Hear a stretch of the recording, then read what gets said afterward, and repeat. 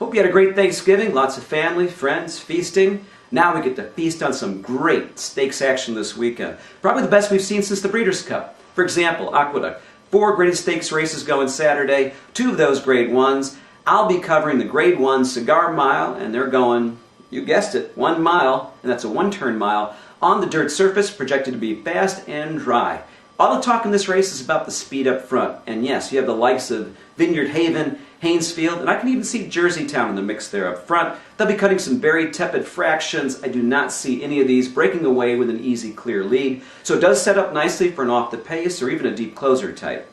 I've settled upon the number 2 horse here, Soaring Empire, from that bunch as my win contender. Here's why. He's been raced very sparingly this year, came back Breeders' Cup weekend from a 5-month layoff, and really displayed a tremendous turn of foot in that 6-furlong Rutgers victory at Monmouth. Now, this was his 4th race in a row where he's shown steady improvement, and I love 3-year-olds this time of year that have been lightly raced because you can see yet another big move from this one. Maybe he's a horse for course at Monmouth, but given the generous odds we're likely to receive here, I'm definitely willing to take a shot on this one.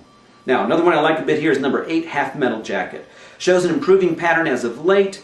Has closed into some of the top contenders here in races before, but in those races the pace scenario is very sluggish. So he's certainly going to get a better scenario here today, favoring his deep closer style. Bourbon, another one here that's probably a horse for course. Deep closer, have a say here for sure. Finished second in this edition of the race last year, so look for another in-the-money finish today. Won't leave him off the ticket.